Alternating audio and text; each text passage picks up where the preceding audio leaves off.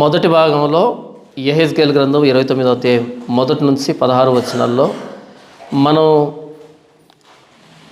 Nile నదిలో పండుకొని ఉన్న పెద్ద మొసలైన ఫరోను గూర్చి, ఫరో గప్పాలి మారేతనాన్ని గూర్చి, లేకపోతే యూదులు యెహోవాను విసర్జించి ఫరో బలాన్ని ఆశ్రయించినటువంటి ఆ శాపగ్రస్తమైన స్థితిని గురించి మనం ఆలోచించాం. నరులను ఆశ్రయించడం కాదు, యెహోవాను ఆశ్రయించాలి. నరులను ఆశ్రయించిన వాడు సిగ్గుపడే రోజు వస్తుంది. యెహోవాను ఆశ్రయిస్తే వాడు ధన్యుడు అనేటువంటి విషయాన్ని మనం మొదటి భాగంలో చూసుకున్నాం కదా. ఇప్పుడు యెహెజ్కేలు గ్రంథము 29వ అధ్యాయము 15 నుండి 21 వరకు ఉన్నటువంటి లేఖన భాగాన్ని మనం చదువుకుందాం. 27వ సంవత్సరం మొదటి నెల మొదటి దినమున యెహోవా వాక్కు నాకు ప్రత్యక్షమై ఇలాగ సెలవిచ్చెను. నరపుత్రుడా, తూరు పట్టణం మీద బబులోను రాజు అయిన నెబుకద్నెజరు తన సైన్యము చేత బహు ఆయాసకరమైన పని చేయించెను. వారందరి తలలు బోడివాయెను, అందరి భుజములు కొట్టుకొని పోయెను. ఆయనను తూరు పట్టణం మీద అతడు చేసిన కష్టమును బట్టి అతనికైనను అతని సైన్యముకైనను కూలి ఎంత మాత్రమును దొరకకపోయాను. కాబట్టి ప్రభువైన యెహోవా సెలవిచ్చినదేమనగా, ఐగుప్తు దేశమును బబులోను రాజైన నెబుకద్నెజరునకు నేను అప్పగించుచున్నాను. అతడు దాని ఆస్తిని పట్టుకుని దాని సొమ్మును దోచుకొని కొల్లపెట్టును. అది అతని సైన్యమునకు జీతమగును. తూరు పట్టణం మీద అతడు చేసినది నా నిమిత్తమే కనుక అందుకు బహుమానముగా దాన్ని అప్పగించుచున్నాను. ఇదే యెహోవా వాక్కు. ఆ దినమందు నేను ఇశ్రాయేలీల కొమ్ము చిగిరింపజేసి వారిలో మాటలాడుటకు నీకు ధైర్యం కలుగజేసేదను. అప్పుడు నేను యెహోవానై ఉన్నానని వారు తెలుసుకుందరు. చదవనటువంటి లేఖన భాగం మీకు ఏమాత్రం అర్థమయ్యే అవకాశం లేదు కనుక నేను వివరిస్తాను. ఇక్కడ దేవుడు ఐగుప్తు ఎలా అప్పగించబడబోతుంది, ఎందుకు ఐగుప్తు నాశనం తప్పనిసరి అనేదాన్ని దేవుడు చెబుతూ ఉన్నాడు.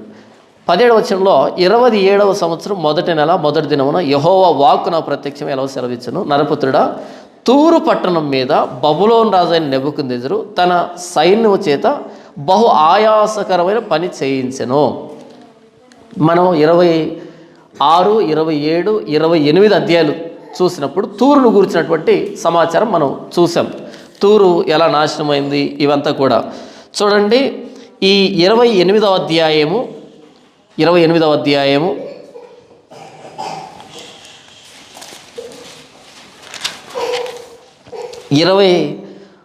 చూద్దామా. 26 5వ వచనం, సముద్రం దాన్ని ఆవరించును, అది వలలు పరచుటకు చోటగును, నేనే మాట ఇచ్చితని, ఇదే ప్రభువుకు యెహోవా వాక్కు. అది జనములకు దోపుడు సొమ్మగును.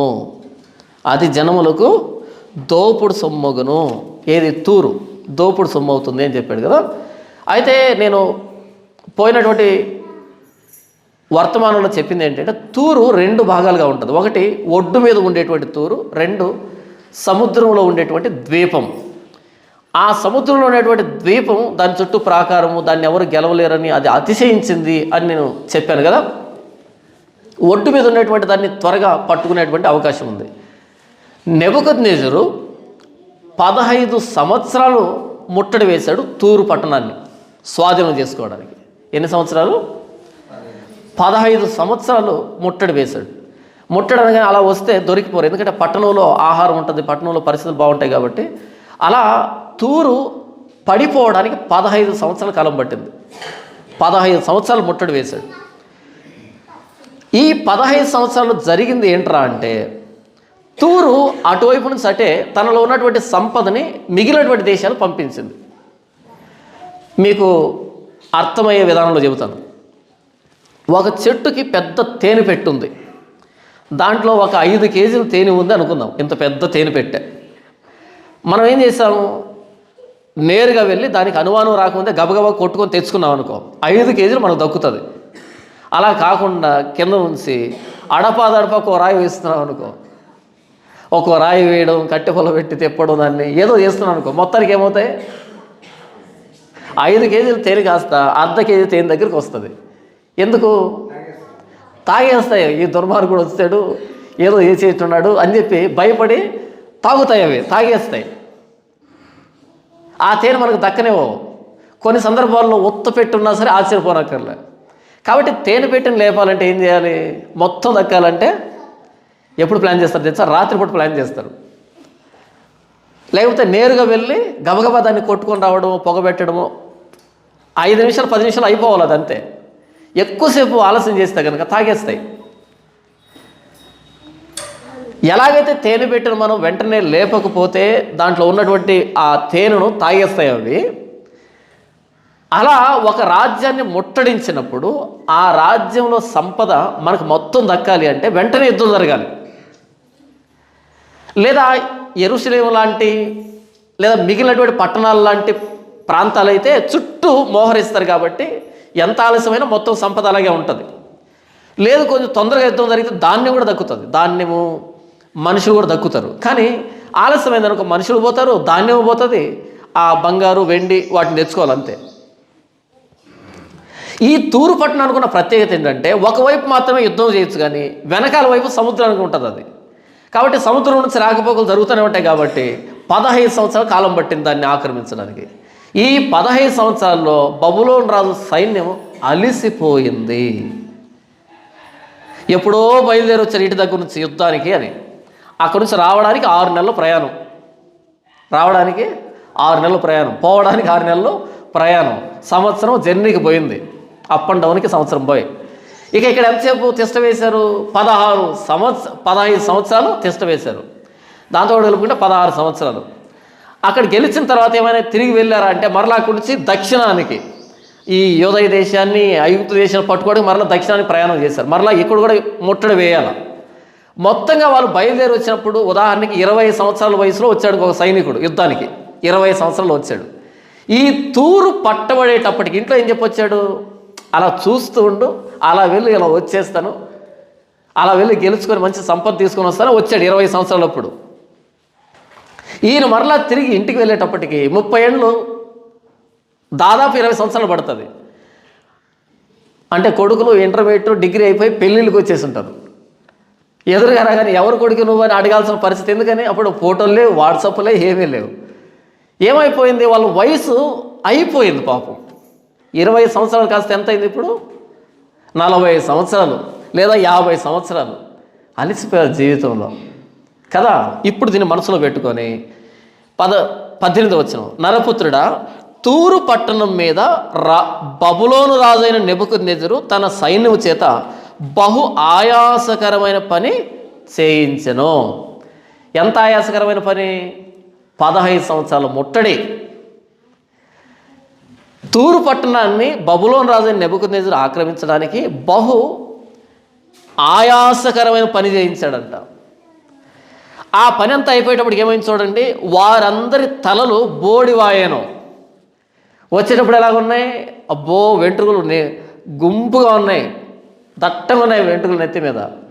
అంత యుద్ధం అయిపోయేటప్పుడు ఏమైపోయాయి? వారి తలలు బోడివాయను, బట్టతలలు వచ్చేసాయి. బాధ కదా. వారి తలలు బోడివాయను.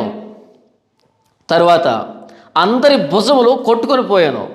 వచ్చేటప్పుడు దేహదారిద్ర్యంతో బలంగా పుష్టిగా ఉన్నటువంటి వాళ్ళు వారి భుజములు కొట్టుకొని పోయారు. భుజాలు లేవు, ఇలా వాలిపోయాయి, ముసలోళ్ళు అయిపోయారు, నీరసించిపోయారు పాపం. 15 సంవత్సరాలు ఏ పని బాట లేకుండా దాన్ని కాచిపెట్టుకునే ఉన్నాడు, ఒక్కడు బయటకు రాకుండా లోపలికి పోకుండా దాన్ని పట్టుకోవాలి 15 సంవత్సరాలు అక్కడే పోయింది పాపం వాళ్ళకి.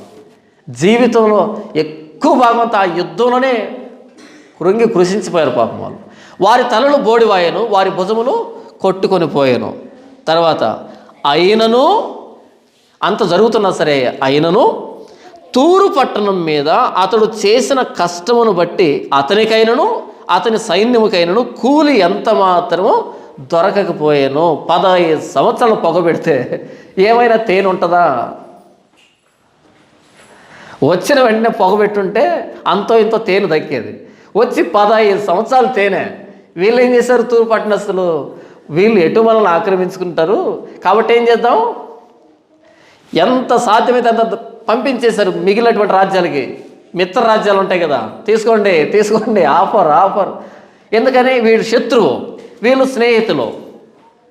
పాత రోజుల్లో రాజరిక వ్యవస్థ ఉన్నప్పుడు ఒక రాజ్యం మీదకి ఇంకో రాజ్యం యుద్ధానికి వస్తే ఏం చేసేవాళ్ళు ఆ రాజులు? ఆ రాజ్యంలో ఉన్న సంపదనంతటిని కొంతమంది నమ్మకస్తులకు అప్పగించి సొరంగ మార్గాల ద్వారా తరలించేవాళ్ళు. మొత్తం అంతా ఎక్కడో దాచిపెట్టేవాళ్ళు, మొత్తం అంతా దాచిపెట్టేవాళ్ళు. యుద్ధం అయిపోయిన తర్వాత గెలిస్తే మరలా మొత్తం సంపదని తెచ్చుకునేవాళ్ళు. యుద్ధంలో మరణించారనుకో అది అక్కడే ఉండిపోతుంది, అంతే, అందరూ చచ్చిపోతారు కదా. దాని అర్థం ఏంటి అంటే మా ప్రాణాలు పోయినా సరే మా సంపద వీళ్ళకు దక్కకూడదు. అవే మనం లంకి బిందులు అంటారు చూసారా? లంకి బిందుల కోసం క్షుద్ర పూజలు చేస్తూ ఉంటారు చూసారా? పాపం ఎవరికి దొరికింది లేదు, చచ్చింది లేదు. ఆ లంకి బిందుల కోసం క్షుద్ర పూజలు చేస్తూ ఉంటారు. ఎందుకని? అప్పట్లో రాజులు దాచిపెట్టారు. రాజులు దాచిపెట్టారు కాబట్టి ఉంటుంది. ఎందుకు దాచిపెట్టేవాళ్ళంటే మా ప్రాణం పోయినా సరే సంపద దక్కకూడదు, వాడు నిరుత్సాహపడాలి, మమ్మల్ని చంపి కూడా వాడు సంతోషపడకూడదు. చంపిన తర్వాత విస్తారమైన సంపద దొరికిందనుకో వాడు గంతులు వేస్తాడు దక్కిందని. అదే చంపిన తర్వాత ఏమి దొరకలేదు అనుకో వాడు సిగ్గుపడతాడు. ఇంత యుద్ధం చేసి కూడా ఏం దక్కలేదే, ఇన్సల్ట్ చేయడం అనమాట. ఇంత యుద్ధం చేసి కూడా ఏమి దక్కలేదు అని వాడికి విజయ గర్వం ఉండకూడదు, అవమానం రావాలి, సిగ్గు అనిపించాలి. ఏమీ లేని దానికి ఇంత యుద్ధం దేనికని. ఎవడైనా దొంగ అలా మన జేబులో ఉన్న లెదర్ పర్సన్ అలా లాక్కొని గబగబా పరిగెత్తుకుంటూ వెళ్ళిపోయాడు అనుకో, 1 కిలోమీటర్ వెళ్ళి దూరంగా నిర్మానుష్య ప్రదేశానికి వెళ్ళి అలా ఓపెన్ చేశాడు. ఓపెన్ చేయగానే అందులో అన్ని టికెట్లు, అన్ని చిత్తు పేపర్లు, ఫోన్ నంబర్లు దొరికాయి అనుకో, ₹1 కూడా లేకుండా వాడు ఏమనుకుంటాడు? కోపం వస్తుంది వాడికి. ఇంత కష్టపడి ఇంత రిస్క్ చేసి ఈ పర్సు దొంగలిస్తే ఇందులో ఏమీ లేదని. ఆ మధ్య న్యూస్లో ఒక సంఘటన వేశారు. ఒకడు బండిలో స్కూటర్లో వస్తారు కదా, ముందు ఒకడు రైడ్ చేస్తున్నాడు, వెనకాల ఒకడు అలా వచ్చి ఒక ఆవిడ మెడలో గొలుసు ఇలా తీసుకొని అలా వెళ్ళిపోయాడు. చాలా దూరం వెళ్ళిపోయాడు. ఇవి లబోదిబోమంది అంటూ ఉంటే మరలా రివర్స్ అదే స్పీడ్లో రివర్స్ వచ్చి తల మీద దడేలను కొట్టి వెళ్ళాడు. ఎందుకు చెప్పు? రోలు కొట్టది. అంటే ఇంత బైక్ వేసుకొని ఇంత సాహసం చేసి నా ప్రాణాన్ని తెగించి ఇంత చైన్ లాక్కుంటే రోల్ గోల్డ్, అది రోల్ గోల్డ్, 1 గ్రామ్ గోల్డ్ అంటారు కదా, అది వాడి చిరాకు వచ్చింది. చిచ్చి ఇలాంటి దొంగలించేది ఏంటంటే కసి తట్టుకోలేక వచ్చి దడేలు కొని కొట్టి వెళ్ళిపోయాడు. అది న్యూస్లో పడింది. చూడు దొంగ ఎంత ఫ్రస్ట్రేట్ అయిపోయాడో అని. అందుకని ఒక రాజ్యం ఇంకో రాజ్యం మీద యుద్ధం చేసేటప్పుడు మా ప్రాణం పోయినా సరే శత్రువు అతిశయించకూడదు, గర్వపడకూడదు, దక్కిందని విజయ గర్వంతో ఊగిపోకూడదు, సిగ్గుపడాలి, ఏమీ లేదే, ఏమీ దక్కలేదని ఎంత సాధ్యమైతే అంత తరలించేసేవాళ్ళు. అందరినీ ఆ సంపద అంతటిని దూర ప్రాంతాలకు తరలించేసేవాళ్ళు. అప్పుడు మొత్తం గెలిచినా సరే ఏం చేస్తాడు? సింహాసనం లేకపోయి, సింహాసనం చెక్కది ఉంటుంది అక్కడ, సింహాసనం లేకపోయి ఆ రాళ్ళ గోడలను చూసుకొని ఏం చేయాలి? ఆ రాళ్ళు ఎత్తుకొని పోవాలన్నా ఇంకా కక్ష తట్టుకోలేక, పగ తట్టుకోలేక ఆ విగ్రహాలను పగలగొట్టి ఆ కోట్లన్నీ కూడగొట్టేసి కాల్చి పడేసి ఏం దక్కలేదనే ఫ్రస్ట్రేషన్లో అలా చేసేవాళ్ళు. అలా తూరు ఏం చేసిందంటే ఎప్పుడైతే బబులోను దగ్గర నెబుకద్నెజరు వచ్చాడో తరలించడం ప్రారంభించిన సంపద అంతా చుట్టుపక్కలకి తరలించేసింది. తీసుకోండి ఎక్కడ దాచిపెట్టిందో మరి తెలియదు, కానీ మొత్తానికి అంతా తీసుకుని వెళ్ళిపోయింది, ఏమీ లేదు. వీళ్ళేమో తూరు విలాసవంతమైన పట్టణం కదా, బాగా ధనిక దేశం కదా, ఇది బాగా వ్యాపారం సంపాదించింది కదా అని 15 సంవత్సరాలు కాపు కాశారు మనోళ్ళు, ముట్టడి వేశారు. ఈ 15 సంవత్సరాల్లో నెత్తి మీద వెంట్రుకలు ఊడిపోయాయి, వీరి బలం పోయింది, ఆయుష్ పోయింది, అన్నీ పోయాయి. సరే మొత్తానికి యుద్ధం చేసి గెలిస్తే లోపలికి వెళ్ళి చూస్తే ఒక్కొక్కడు ఏమనుకున్నాడు, నేను వచ్చేటప్పుడు 10 కేజీలు సుమారుగా తీసుకొస్తా బంగారం అని చెప్పొచ్చాడు ఇంటి దగ్గర. ఒక్కొక్కడు 10 గ్రాములు. ఎంత వచ్చింది? 10 గ్రాములు వచ్చింది. మనం కథ చదువుతాం కదా, తెనాలి రామకృష్ణుడు మరి వికట కవి ఎవరో ఒక ఆయన ఉన్నాడు, ఇద్దరు ఒకరే కదా. తెనాలి రామకృష్ణుడు ఆయన ఏం చేశాడు అంటే, దొంగలు వచ్చారంటే ఇంటికి. దొంగలు వస్తే అది గమనించి భారతి చెప్పాడు, ఏమే దొంగలు వచ్చారు అని చెప్పి ఆ నగలన్నీ తీసి మూట కట్టించుకొని ఏం చేశాడు, తీసుకొని వెళ్ళి బావిలో దడేలుమని వేసాడంట. వేసి చెప్పాడు భార్యకి, ఏమే దొంగలు వచ్చారు, మనం నగలన్నీ ఇస్తే మొత్తం బావిలో వేసేస్తాను, అప్పుడు దొంగలించారు, తర్వాత మనం తీసుకుందామని చెప్పాడు. ఇది వాళ్ళకి వినబడింది. వినబడగానే వీళ్ళు ఏం చేశారు, ఇక రాత్రి మొదలు పెట్టారు. ఆ బావిలోని నీళ్ళన్నీ తోడి కింద పోయడం, తెల్లారిపోయింది. బావిలో నీళ్ళు అయిపోలే, వెతుకులాడి వెతుకులాడి వెతుకులాడి ఇంతకేం చేశారా అంటే 2 పెద్ద పెద్ద రాళ్ళు దడేలు అనేసారు లోపల. వీళ్ళకు వినబడేటట్టుగా గట్టిగా చెప్పాడు. వీళ్ళు ఏమనుకున్నారు, బావిలో పడింది నగలేనని రాత్రి అంతా దేవులాడారు. అలా తూరు మొత్తం సంపదని తరలించేసింది. వీళ్ళు మాత్రం 15 సంవత్సరాలు దేవులాడారు బయట. అది దక్కుతుంది సంపాదించుకుందామని. అది మాట్లాడుతున్నది చూడండి. నరపుత్రుడా, తూరు పట్టణం మీద బబులోను రాజైన నెబుకద్నెజరు తన సైన్యం చేత బహు ఆయాసకరమైన పని చేయించెను. వారందరి తలలు బోడివాయను, అందరి భుజములు కొట్టుకుని పోయాను. అయినను తూరు పట్టణం మీద అతడు చేసిన కష్టమును బట్టి అతనికైనను అతని సైన్యముకైనను కూలి ఎంత మాత్రము దొరకకపోయాను. ఈ సైనికులకు కూలి కూడా దొరకలేదు. 15 సంవత్సరాలు అక్కడ కాపు కాస్తే కూలి కూడా దొరకలేదంట. వృధా ప్రయాస. మరి దేవుడు ఏం చేస్తున్నాడు వీళ్ళకి అంటే 19వ వచనం, కాబట్టి యెహోవా సెలవిస్తున్నదేమనగా ఐగుప్తు దేశమును బబులోను రాజైన నెబుకద్నెజరుకు నేను అప్పగించుతున్నాను. ఎందుకు పాపం కూలి రాలే, గిట్టుబాటు కాలే. కాబట్టి ఏం చేస్తాను, ఐగుప్తునిస్తా. పెద్ద ప్రాజెక్ట్ ఇస్తాడు అనమాట. ఇప్పుడు దీనికి 15 సంవత్సరాలు కష్టపడాల్సిన అక్కర్లే. ఎందుకంటే రెల్లు కర్ర దీనికైనా పెద్దగా కష్టపడాల్సిన అక్కర్లే, పుట్టుకొని విరిగిపోతుంది అంతే.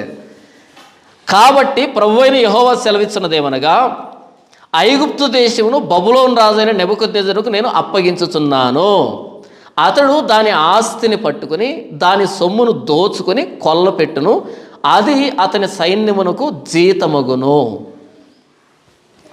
ఆ 15 సంవత్సరాల సైనికుల జీతాన్ని ఐగుప్తు రూపంలో ఇస్తాను. ఐగుప్తును కొల్లపెడతారు, ఆ జీతం అంతా ఇక్కడ వస్తుంది. ఏం చెప్తున్నాడు, మీరేమనుకుంటున్నారు అంటే ఐగుప్తు మమ్మల్ని కాపాడుతుందని. నేను ఐగుప్తులు ఏం చేస్తాను తెలుసా, కూలి ఇచ్చినట్టుగా ఇస్తున్నా. వాళ్ళ కూలికి నిర్ణయించాను. అలాంటి ఐగుప్తు దగ్గరికి వెళ్ళి సహాయం చేయమని చేతులు కట్టుకొని నిలబడుకున్నారు. నేను దేన్నైతే కూలికి ఇచ్చేదానికి, వారి గిఫ్ట్ లాగా ఇచ్చేదానికి, గిఫ్ట్ అంతే, గిఫ్ట్ లాగా ఇచ్చేదానికి నేను చూస్తూ ఉంటే దాని మీద కోటి ఆశలు పెట్టుకున్నారు మీరు. ఐగుప్తు దేశం కూలి వాని కూలి అవుతుంది బబులోనీయులకి. వాళ్ళు 15 సంవత్సరాలు కష్టపడ్డారు అక్కడ. ఎందుకు కష్టపడ్డారు చూడండి, 20వ వచనం, తూరు పట్టణం మీద అతడు చేసినది నా నిమిత్తమే కనుక. తూరు పట్టణం మీద అతడు చేసినది నా నిమిత్తమే కనుక.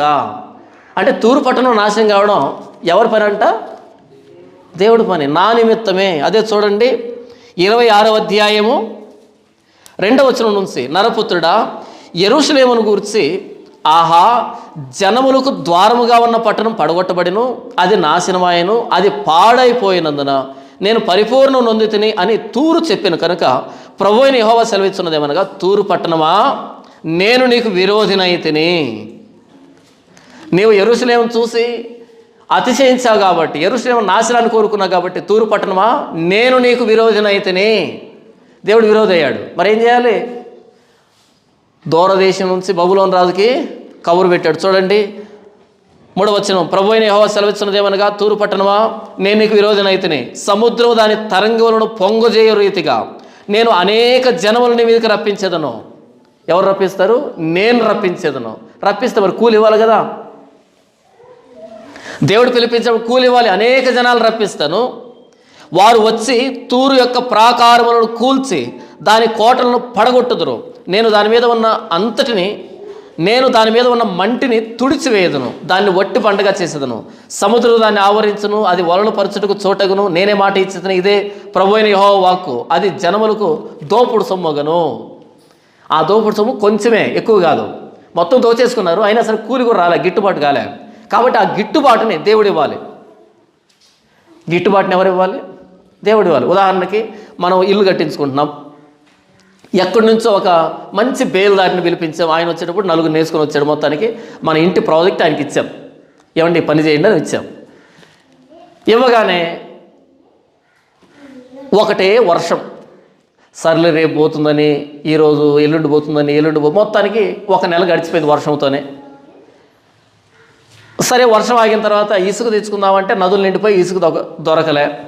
రాళ్ళు తెచ్చుకుందామంటే రాళ్ళు దొరకటంలే. ఈ ఇటుకలు కావాలంటే ఇటుకలు బట్టి లేవు, సరిపోలే.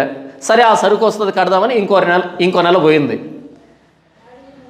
ఇప్పుడు ఈ 2 నెలల నష్టపరిహారం ఎవరు ఇవ్వాలి? నువ్వు పని చేసావా ఇవ్వడానికి అని అంటావా? అనకూడదు. ఎందుకని? ఇదే వ్యక్తి అక్కడ ఉంటే కనుక సంపాదించుకుంటాడు. సంపాదించుకోకపోయినా ఆ వ్యక్తి బాధ్యత అది. కానీ ఎప్పుడైతే మనం ఆ వ్యక్తిని మన ఇంటికి పిలిపించుకున్నామో ఒక్కో రోజు నష్టపరిహారాన్ని మనమే భరించుకోవాలి. దేవుడు జనాల్ని, విస్తారమైన జనాల్ని తూరు పట్టణం మీదకి పిలిచాడు.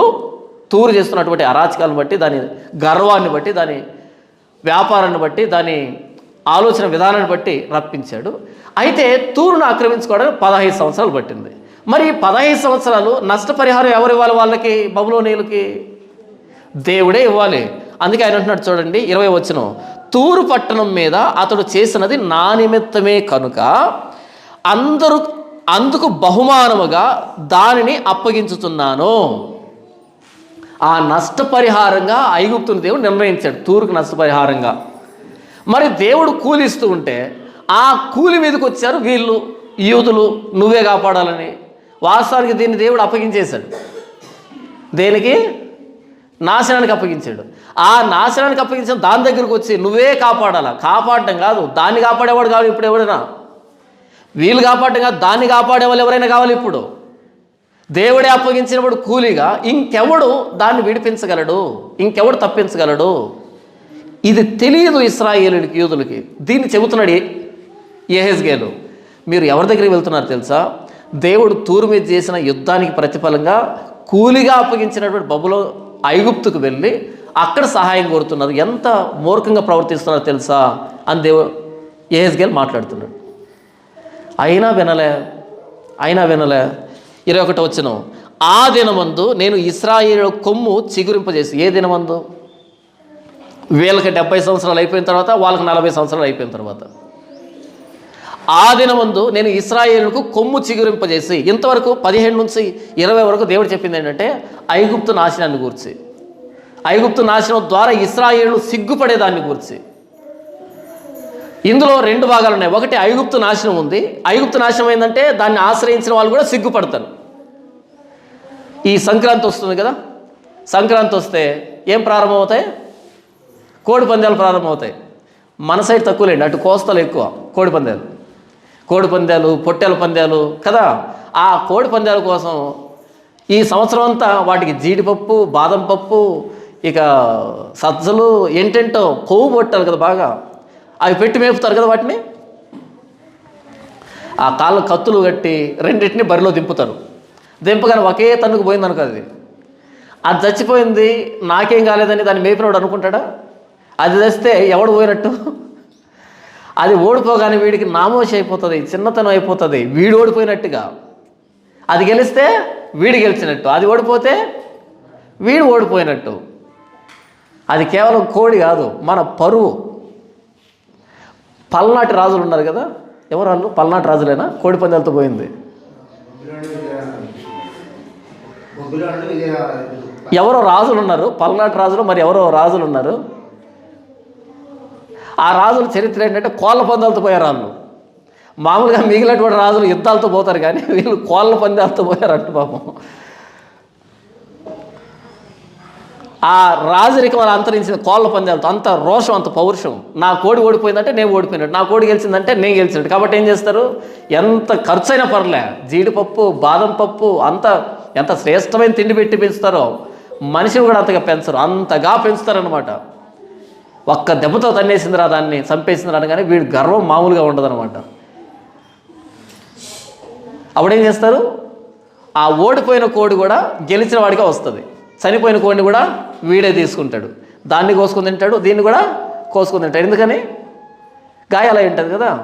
కాబట్టి దీన్ని కోసుకోవడమే, దాన్ని కోసుకోవడమే. కోడి ఓడిపోయిందంటే కోడి ఓడిపోయిందని కాదు, దాన్ని బరిలో దింపిన వ్యక్తి కూడా సిగ్గుపడతాడు. ఇప్పుడు ఐగుప్తు అనే పుంజుని బరిలో దింపింది ఎవరు? యోదయ దేశం. ఐగుప్తు దేశం బాగా జీడిపప్పులు, బాదం పప్పులు తిని బాగా కొవ్వుబట్టింది. ఒక్క తన్నుతో కొడుతుంది ఎవరిని? బబులోను రాజుని అని బరిలో దింపి అలా పందెం చూస్తుంది. ఒక్క తన్నుతో ఇది కింద పడింది. దెబ్బతో యూదులు ఏమయ్యారు? ఐగుప్తు దేశాన్ని ఇవ్వాల్సి వచ్చింది వాళ్ళకి. పెట్టిన పందెం కూడా ఉంటుంది కదా, పందెం కూడా వాళ్ళకి ఇవ్వాల్సి వచ్చింది. అలా ఐగుప్తు దేశం నాశనంలో దాని నాశనం ఉంది, యూదుల అవమానము దాగి ఉంది, యూదుల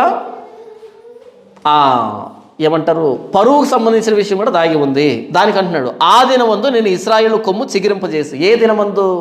ఈ 70 సంవత్సరాల చెర అయిపోయిన తర్వాత. నన్ను ఆశ్రయించుకున్న వీళ్ళు వాళ్ళు ఆశ్రయించారు కదా, కాబట్టి చెరలోకి వెళ్తారు. 70 సంవత్సరాలకి ఏమొస్తుంది? బుద్ధి వస్తుంది.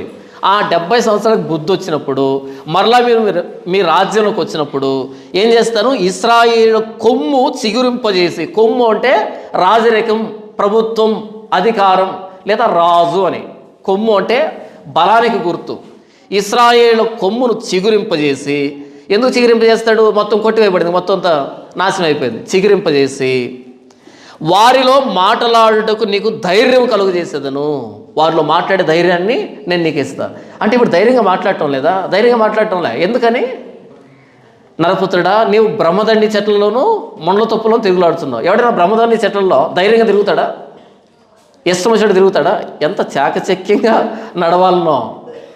అసలు ఏమాత్రం అంటుకున్నా సరే కష్టమే. కాబట్టి చాకచక్యంగా తిరగాలి. తేళ్ల మధ్యను పాముల మధ్య నివాసం చేస్తున్నా అంటాడు 2వ అధ్యాయంలో. తేళ్ళు పాములు ఉన్నాయనుకో, ఇష్టం వచ్చినట్టు పోతామా? అంతెందుకు, మన కాంపౌండ్లో ఒక పాము ఉంది అని తెలిసిందనుకో, అలా తిరుగుతామా? అది ఎక్కడుంటో తెలియదు, కానీ ఏమో అక్కడే ఉంటుందేమో. మొత్తం పాములే, మొత్తం తేళ్లే, ఇంకెంత జాగ్రత్తగా ఉండాలి. అయితే నరపుత్రుడా, ఆ దినాన్న ఇశ్రాయేలు కొమ్ము చిగురింపజేస్తాను, మరలా ఇశ్రాయేలు ప్రభుత్వం ఇస్తాను, ఒక రాజ్యం ఏర్పాటు చేస్తాను. ఆ రోజు వారిలో మాట్లాడడానికి నీకు ధైర్యం కలుగజేస్తాను. అంటే ఇప్పుడు తిరిగి వచ్చిన వాళ్ళు ఎవరు? చెరలో నుంచి మూర్ఖులు కాదు, పోయారు మూర్ఖులు 70 సంవత్సరాల్లో. యుద్ధంలో పోయారు, అక్కడ పోయారు. తిరిగి వచ్చేది ఎవరు? నీతిమంతులు, మంచోళ్ళు, అంతో ఇంతో దేవుడు భయపడే వాళ్ళు ఉంటారు కదా, వాళ్ళందరూ తిరిగి వస్తారు. ఇప్పుడు వాళ్ళతో నువ్వు ఎలా మాట్లాడతావు? ధైర్యంగా మాట్లాడగలుగుతావు చెర అయిపోయిన తర్వాత. ఎందుకని? బుద్ధి వచ్చినప్పుడు. మనం లూకాసు వార్త 15వ అధ్యాయం చూసినప్పుడు తండ్రికి 2 కుమారులు ఉన్నారంట. ఆ కుమారుల చిన్న కుమారుడు, చిన్న నాకు ఆస్తి కావాలి అన్నాడు. చేసేది లేక ఆస్తి ఇచ్చేసాడు. ఆస్తి తీసుకొని దూరదేశానికి వెళ్ళిపోయి దుర్వ్యాపారం వల్ల మొత్తం అంతా సర్వనాశనం. తర్వాత ఏమయ్యాడు? పందులు మేక పొట్టు దేని దగ్గర దిగజారిపోయాడు. అప్పుడు రాయబడిన మాట ఏంటి తెలుసా? బుద్ధి వచ్చినప్పుడు. ఏమొచ్చినప్పుడు? బుద్ధి వచ్చినప్పుడు అప్పుడు అనిపించింది, ఇక్కడ నేను అన్నం లేక చస్తున్నాను, మా నాన్న దగ్గర ఎంతోమంది కూలి వంటకు సమృద్ధి అయిన ఆహారం ఉంది, మా నాన్న దగ్గరికి వెళ్ళి, నాన్న నిన్ను తండ్రి అని పిలవడానికి యోగ్యుని కాదు, నీ కూలి వారిలో ఒకటిగా పెట్టుకో అని అందామని అనిపించిందంట. ఎందుకని? బుద్ధి వచ్చింది. ఇక్కడ ఏంటంట? నీకు ధైర్యాన్ని ఇస్తా. ఎప్పుడంటే వాళ్ళు తిరిగి వచ్చినప్పుడు. వాళ్ళు తిరిగి వచ్చినప్పుడు వాళ్ళకి బుద్ధి వస్తుంది, అర్థమవుతుంది. ఈసారి మరలా తోక జాడిస్తే 70 కాస్త ఇంటూ 7 వేస్తాడు ఆయన, 490 వేస్తాడు. ఎందుకు వచ్చిన కర్మ అని బుద్ధిగా నడుచుకున్నారన్నమాట. ఇంతవరకు నేనేం చెప్పాను అంటే, ఏం చెప్తున్నాడు ఇక్కడ? ఐగుప్తు పతనంలో యూదుల పతనం కూడా ఉంది. ఐగుప్తు అవమానంలో యూదుల అవమానం కూడా ఉంది. ఆ దినమందు నేను ఇశ్రాయేలు కొమ్ము చిగురింపజేసి వారిలో మాట్లాడటకు నీకు ధైర్యాన్ని పుట్టిస్తాను. ఈరోజు క్రైస్తవ సంఘాల్లోనికి వెళ్ళి వాక్యం చెప్పాలంటే భయంతో కూడుకున్న పని. ఎవరికి ఏ మాట నొప్పిస్తుందో తెలియని పరిస్థితి. ఏది వాక్యం చెప్పాలంటే. మన చర్చలు అంటే ఇంత ఫ్రీగా మాట్లాడుతున్నారు, కానీ చాలా మటుకు చర్చలు అలా మాట్లాడినెవరు గట్టి మాట్లాడకూడదు. కొన్ని మన చుట్టుపక్కల పెద్ద పెద్ద చర్చలు ఉన్నాయి కదా, అక్కడ ఏం చేస్తారంటే పాస్టర్ గారికి సంఘ పెద్దలు ప్రసంగాన్ని రాసిస్తారంట, ఇది మాట్లాడాలి అని. దాన్ని గట్టి మాట్లాడాడనుకో, సాయంకాలం ఇంటికి పిలిపించి ఏంటి గట్టిగా మాట్లాడుతున్నావే అంటారంట మొదటి వారం. 2వ వారం కొంచెం చిన్నగా మాట్లాడకపోతే 3వ వారం సర్లైతే బయలుదేరంటారు, అంతే. ఆ రోజు యెహెజ్కేలుతో దేవుడు అంటున్నాడు, యెహెజ్కేలు ఈరోజు బ్రహ్మదండి చెట్లో తిరిగినట్టుగా, మొండ తప్పుల్లో తిరిగినట్టుగా, తేళ్ల మధ్య పాముల మధ్య నివాసం ఉన్నట్టుగా భయపడుతూ పరిచర్య చేస్తున్నావు కదా. వారు కఠిన హృదయాలు, వారి నుదురు రాతి లాంటిది, కాబట్టి నువ్వు భయపడుతున్నావు కదా, సాక్ష్యంగా మాట్లాడుతున్నావు కదా, సాక్షార్థంగా మాట్లాడుతున్నావు కదా. అయితే ఒక రోజు వస్తుంది, ఆ రోజు మరలా ఇశ్రాయేల్ దేశంలో ప్రభుత్వం ఏర్పాటు అవుతుంది. ఆ రోజు నీవు ధైర్యంగా మాట్లాడతావు. దేవుని వాక్యానికి తలదించే వాళ్ళు ఉన్నప్పుడు ధైర్యంగా వాక్యాన్ని ప్రకటించవచ్చు. కానీ దేవుడి వాక్యానికి తిరగబడే వాళ్ళు ఉంటారు, వాళ్ళ దగ్గర మనం ధైర్యంగా వాక్యాన్ని ప్రకటించలేము. నేను కాదులేండి, చాలామంది ఈరోజు ఎందుకు రాజీ పడ్డారు అంటే వాళ్ళు ఉన్నటువంటి సంస్థలను బట్టి. ఏదో ఒక సంస్థలో పాస్టర్గా జాయిన్ అవుతారు, గట్టిగా మాట్లాడితే వాళ్ళు బయట పంపించేస్తారు, చిన్నగా మాట్లాడితే దేవుడు ఒప్పుకోడు. బయట పంపించేస్తే జీతం ఉండదు, జీవనోపాధి ఉండదు, ఇంకేం పని చేయాలో తెలియదు. ఈ విశ్వాసులు ఎలా తయారయ్యారంటే పెద్ద చర్చ్ ఏదో దానికి వెళ్తారు తప్ప చిన్న చర్చిలకు రారు. ఎందుకు రారు? పెద్ద చర్చ్ ఉంటే అక్కడికే వెళ్తారు. అక్కడ వాక్యం చెప్పినా కథలు చెప్పినా ఏం చేసినా సరే పెద్ద చర్చిలో సభ్యులుగా ఉండాలని. ఆ పెద్ద చర్చిలో గట్టిగా మాట్లాడితే ఇంకొకసారి అవకాశం ఎవరు బయట పంపించేస్తారు. ఈ వ్యక్తి బ్రతకలేడు. కాబట్టి లోబడి లోబడి లోబడి బానిసత్వ బ్రతుకుతున్నటువంటి చాలామంది పాస్టర్లు ఈరోజు ఏదో సంస్థకు లోబడి ఉంటారు. సంస్థకు లోబడితే పరిచర్య జరగదు. ఒకటి కింద లోబడితే పరిచర్య జరగదు, చేయలేం. మన సొంతంగా దేవుడు మనకిచ్చిన తలాంతుని దేవుడి మీద భారం వేసి ప్రారంభిస్తే, ఇప్పుడు నాకు దేవుడు తలాంతు ఇచ్చాడు అనుకో, నేను సేవకుడిగా ఉండాలని దేవుడు నిర్ణయం అనుకో, అన్నీ ఆయన సమకూరుస్తాడు. అంతే. అన్నీ అలా కలుస్తాయి, అన్నీ అలా వస్తాయి. ఒకడు భయపడాల్సిన అక్కర్లేదు, ఒకడు లోబడాల్సిన అక్కర్లేదు. మనం దేవుడి పనిని నికార్సుగా చేసుకోవచ్చు. అదే ఇంకొక సంస్థలోకి వెళ్ళి అక్కడ 3 నెలలు ట్రైనింగ్ చేసి వాడి చెత్తనంతా మనసులోకి ఎక్కించుకున్నాం. ఆ చెత్త సిద్ధాంతాలన్నీ జీవితాంతం వాడికి లోబడే ఉండాలి. అయ్యగారు బానిస బ్రతుకుతున్నటువంటి చాలామంది పాస్టర్లు పక్కకు వచ్చి ఒక చర్చ ప్రారంభించవచ్చు కదా. ఏది నేను అంటున్నది, అక్కడ బానిస వ్యవస్థ ఉంటే నేను అంటూ ఉన్నది. అలా ప్రారంభించరు, ధైర్యం ఉండదు. ఎందుకు ధైర్యం లేదు? దేవుని నమ్ముకొని సేవ ప్రారంభించలేవా? దేవుని నమ్ముకొని ముందుకెళ్ళలేవా? దేవుడు ఎవడా? ఖచ్చితంగా ఇస్తాడు. వారిలో మాట్లాడటకు నీకు ధైర్యాన్ని పుట్టిస్తాను అంటే భయంగా పరిచయం చేసినటువంటి యెహెజ్కేలు. సరే, ఆయన ప్రవక్త, వాళ్ళు ఆ చెరలోనే వాళ్ళకు ఆయన ప్రవచించాలి. కానీ ఈరోజు అలా కాదే. మనం చెరలో లేమే. దేవుడు మనకిచ్చిన తలాంతుని మనం వాడడం ప్రారంభిస్తే దేవుడు అవకాశాలు ఇస్తాడు, దేవుడే నడిపిస్తాడు ఆయన ప్రార్థన చేస్తే. ఇక్కడ ఇలా ఉంది కానీ మన ప్రాంతంలో మనం చాలా మట్టుకు ప్రాంతాలకు వెళ్తే బానిస వ్యవస్థ జరుగుతుంది. ఒక పెద్ద చర్చ్ ఉంటుంది, దానికి బ్రాంచ్లు ఉంటాయి. అంతే, ఒక పెద్ద చర్చ్, దాని బ్రాంచ్లు ఉంటాయి. ఆ బ్రాంచ్లో ఎవడో పాస్టర్ని పెట్టుకుంటారు. పాస్టర్ అంటే సింపుల్గా చెప్పాలంటే దాన్ని కాపాడేటువంటి పనోడు, వాచ్మెన్ లాగా వాడబడుతూ ఉంటాడు. వాడికి ఎంత ఇస్తారు జీతము? 3,000, 4,000, 5,000 జీతం. కానీ మెయిన్ బ్రాంచ్కి ఎంత వస్తుందో తెలుసా? కోట్లలో వస్తుంది ఆదాయం. కానీ ఈ బ్రాంచ్లో ఉన్నటువంటి కాపర్లకు ఎంత ఇస్తారు? 5,000, 6,000, ఓ మహా అంటే 10,000. అయ్యా, ఇది సరిపోదంటే నువ్వు సేవ చేయడానికి వచ్చావా, జీతం కోసం వచ్చావా? మరి నువ్వు సేవ చేయడానికి వచ్చావా, జీతం కోసం వచ్చావా? నీకెంత? కోట్ల రూపాయల ఆదాయం ఉంటుంది, కానీ ఇచ్చేది మాత్రం 5,000, 10,000 ఇస్తారు. ఇలా బ్రాంచ్ల్లో పడి బానిసతో బ్రతుకుతున్నటువంటి, ధైర్యంగా వాక్యం చెప్పలేనటువంటి స్థితి. ఏది మాట్లాడితే ఏ సంఘ పెద్ద నొచ్చుకుంటాడు, ఏది మాట్లాడితే ఎవరు నొచ్చుకుంటారో, వీళ్ళు ఓట్లు లేకపోతే ఈ వ్యక్తి దిగిపోవాల్సి వస్తుంది. దిగిపోతే ఎలా బ్రతకాలో సేవ వచ్చినటువంటి సేవ చేస్తున్నటువంటి నేటి క్రైస్తవ పాస్టర్లు చాలా మట్టుకు తప్పు. ధైర్యంగా మాట్లాడేటువంటి శక్తి దేవుడు ఇస్తాడు. మనమేం చెరలో లేం. యెహెజ్కేలులాగా స్వతంత్రులుగా సేవ చేయొచ్చు. 10,000 మంది రావాల్సిన అక్కర్లేదు, 100 మంది రావాల్సిన అక్కర్లేదు. ఒక్కడు వచ్చినా సేవే, వాడు రాకపోయినా సేవే. సేవ అనేది వచ్చే వాళ్ళ మీద ఆధారపడి లేదు. నన్ను సేవకుడిగా ఏర్పాటు చేసుకున్న దేవుడి మీద ఉంది. ఆయన నన్ను సేవకుడిగా ఏర్పాటు చేసుకుని నేను సేవకుడినే. మీరు వచ్చినా రాకున్నా సరే, ఒక్కడు వచ్చినా ఇద్దరు వచ్చినా సరే. అవునా? మనం పల్లెటూరులో చూస్తూ ఉంటాం. ఒక ఆయన బాగా చదువుకుంటాడు, బీఈడీ రాస్తాడు, ఎంఈడీ రాస్తాడు, మొత్తం క్వాలిఫై అవుతాడు, గవర్నమెంట్ టీచర్ అవుతాడు.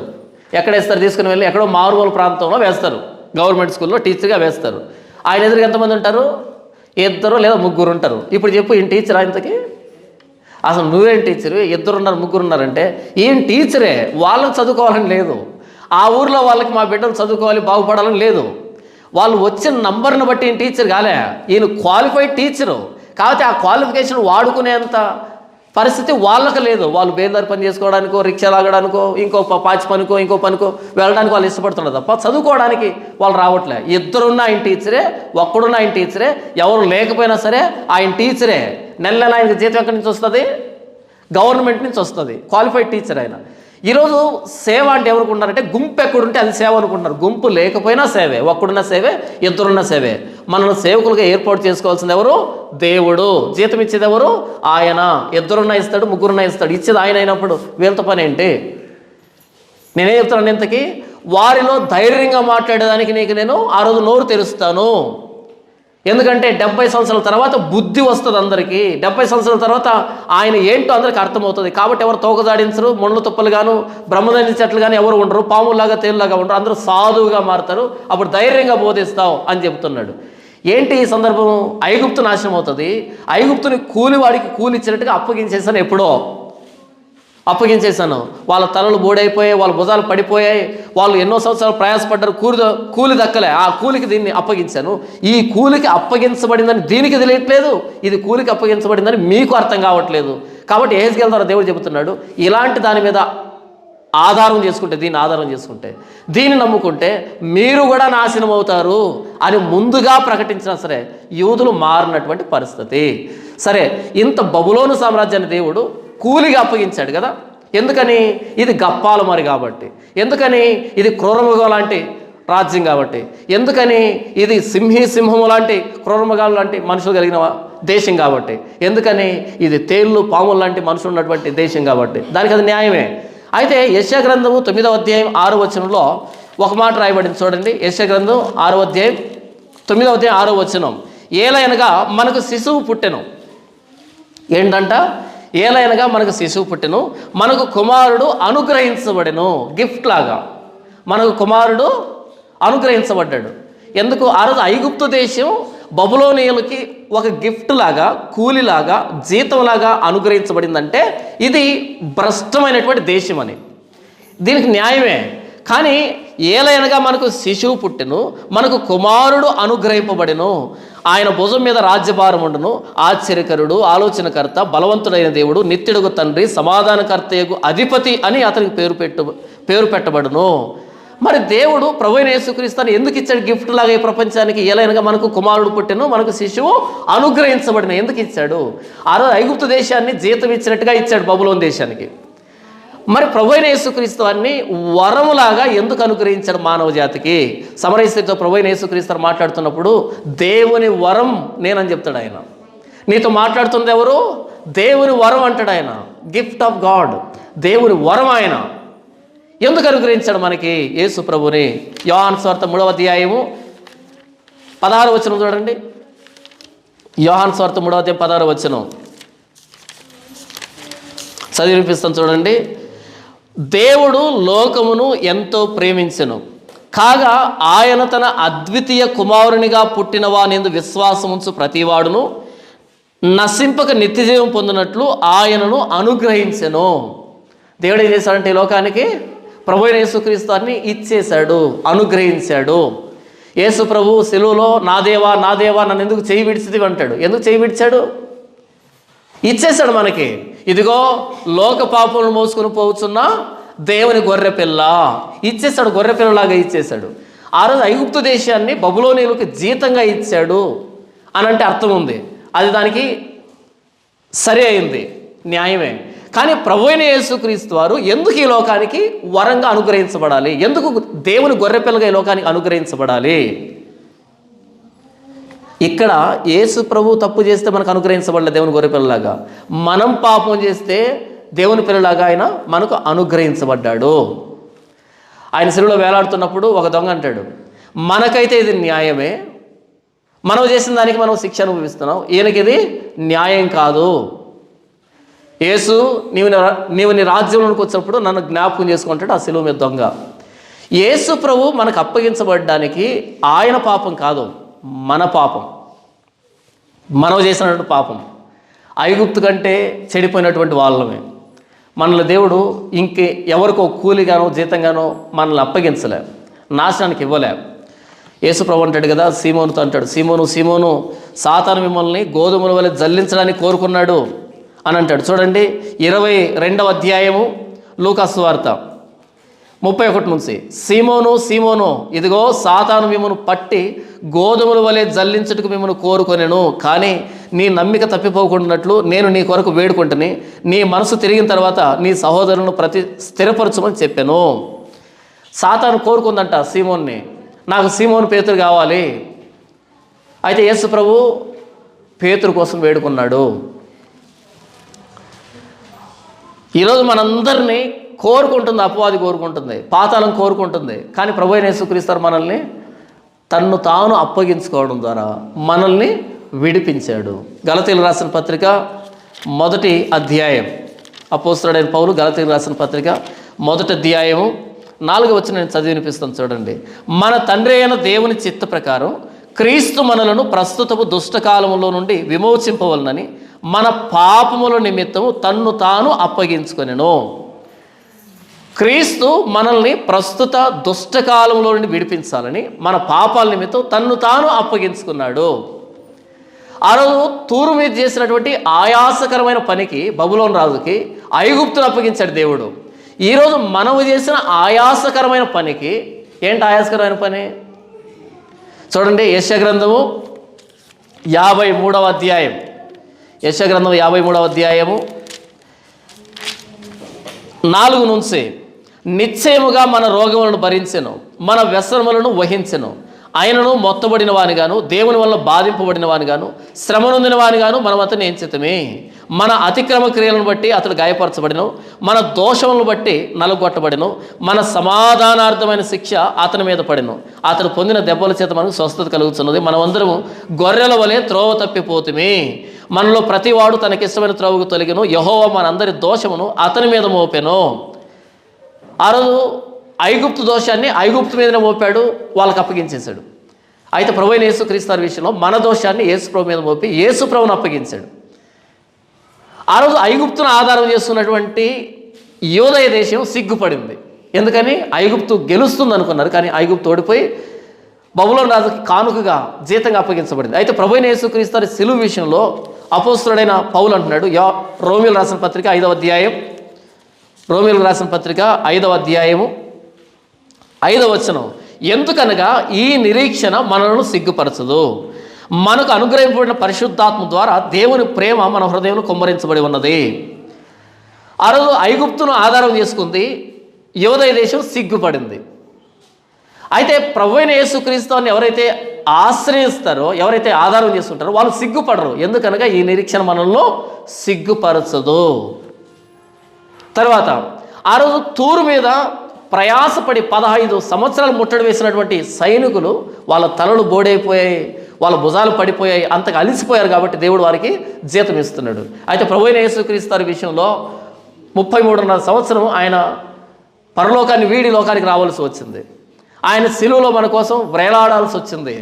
ఆయన తల మీద ముళ్ళ కిరీటం, చేతుల్లో మేకులు, కాళ్ళలో మేకులు, ఒళ్ళంతా గాయాలు. బహు ఆయాసకరమైన పని, యేసు ప్రభు మాత్రమే చేయగలిగినటువంటి ఆయాసకరమైన పని సిలువ మరణం అనేది. కానీ తూరును ముట్టడించడం అన్నది బబులోనీయులు కాకపోతే తర్వాతి కాలంలో అలెగ్జాండర్ సైన్యం వచ్చింది, తూరును ముట్టడించింది, సర్వనాశనం చేసింది. బబులోనీయులు దేన్ని చేయలేకపోయారో అలెగ్జాండర్ చేశారు దాన్ని, ఎందుకంటే దానికంటే బలమైనటువంటి సామ్రాజ్యం కాబట్టి. తూరును ముట్టడించడం అన్నది బబులోను సైన్యమే కాదు, అలెగ్జాండర్ సైన్యం కూడా దాన్ని చేయగలదు, ఎవరైనా చేయగలరు దాన్ని. కానీ సిలువలో వ్రేలాడడం అన్నది ఎంత ఆయాసకరమైన పని అంటే ప్రభువైన యేసుక్రీస్తు మాత్రమే చేయగలిగినటువంటి పని. తండ్రి, సాధ్యమైతే ఈ గిన్నె నా యొద్ద నుండి తొలగించు, అయినను నా ఇష్టం కాదు నీ ఇష్టమే సిద్ధించునుగాక. ఆ గెత్సెమనే తోటలో ప్రభువైన యేసుక్రీస్తు ఆ ఉగ్రత పాత్రను అంతటిని త్రాగివేశాడు కదా, అది ఆయనకు తప్ప, ఆయనకు మాత్రమే సాధ్యం, ఇంకెవరికి సాధ్యం కాదు. మనవు చేసిన పాపానికి ప్రభువైన యేసుక్రీస్తు క్రయాన్ని చెల్లించాల్సి వచ్చింది. చూడండి, మత్తయి సువార్త 20వ అధ్యాయము 28వ వచనంలో ఇలాగ రాయబడింది, మనిషి కుమారుడు, అలాగే మనిషి కుమారుడు పరిచారము చేయించుకొనుటకు రాలేదు కానీ పరిచారం చేయుటకును అనేకులకు ప్రతిగా విమోచన క్రయధనముగా తన ప్రాణాన్ని ఇవ్వడానికి వచ్చాడు. యేసు ప్రభు ప్రాణం దేనికి ఇచ్చాడు అంట?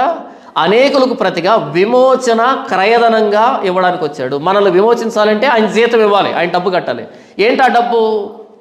మనం అపోస్తుల కార్యం 20:28 చూసినప్పుడు దేవుడు తన స్వరక్తం ఇచ్చి సంపాదించిన తన సంఘం, ప్రభువైన యేసుక్రీస్తు తన రక్తాన్నిచ్చి కొన్నాడు మనల్ని. తర్వాత మనం కొరింథీయులకు రాసిన పత్రికలో చూస్తే, మీరు విలువ పెట్టి కొనబడిన వారు కనుక మీ దేహంతో దేవుని మహింపరచండి, మీరు మీ సొత్తు కాదు అని అంటాడు. మనం విలువ పెట్టి కొనబడ్డాము. ఎంత విలువతో? ప్రభువైన యేసుక్రీస్తు రక్తంతో, ఆ విమోచన క్రయధనంతో ప్రభు మనల్ని కొన్నాడు. అయితే తూరు మీద చేసినటువంటి యుద్ధానికి గాను 15 సంవత్సరాల ఆ నష్టానికి గాను దేవుడు ఐగుప్తును అప్పగించాడు. అయితే ఏదేన్ తోటలో నుంచి ప్రారంభమైన అవిధేయతకి, ఏదేన్ తోటలో నుంచి మానవుడు కోల్పోయినటువంటి ఆ మహిమకు నష్టపరిహారంగా ప్రభువైన యేసుక్రీస్తు శిలువలో అప్పగించబడ్డాడు. ప్రభువైన యేసుక్రీస్తు శిలువలో ప్రాణం పెట్టాడు. ఆయన అప్పగించబడ్డాడు కాబట్టి బరబ్బా లాంటి మనం విడిపించబడ్డాము. స్వేచ్ఛగా స్వతంత్రులు అయ్యాం ఆయన రక్తంలో కడగబడడం ద్వారా. అయితే ఐగుప్తును ఆధారం చేసుకున్న వాళ్ళు ఏమయ్యారు? సిగ్గుపడ్డారు. ప్రభువైన యేసుక్రీస్తుని ఎవరైతే ఆధారం చేసుకుంటారో వాళ్ళు సిగ్గుపడరు. ఎందుకనగా ఈ నిరీక్షణ మనల్ని సిగ్గుపరచదు. అయితే ఈరోజు ఎవరైతే ప్రభువైన యేసుక్రీస్తుని ఆధారం చేసుకోకుండా ఐగుప్తు లాంటి స్వనీతి కార్యక్రమాలు ఆధారం చేస్తున్నారో వాళ్ళు ఖచ్చితంగా సిగ్గుపరచబడతారు.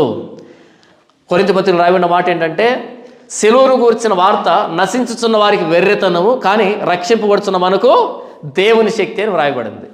సిలువను గూర్చిన వార్త నశించే వాళ్ళకు వెర్రితనం, కానీ రక్షించబడుచున్న మనకు దేవుని శక్తి.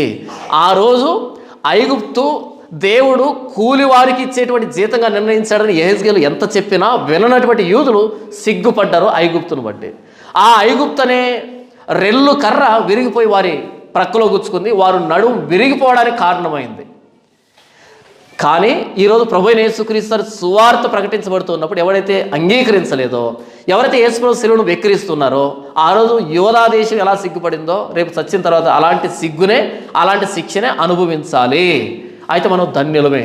దేనికంటే ప్రభువైన యేసుక్రీస్తు సువార్త ప్రకటించినప్పుడు ఆ సువార్తను మనం నమ్మగలిగాం, ఆ సువార్తను మనం అంగీకరించాం. ప్రభువైన యేసుక్రీస్తుల నిరీక్షణ మనల్ని సిగ్గుపరచదు.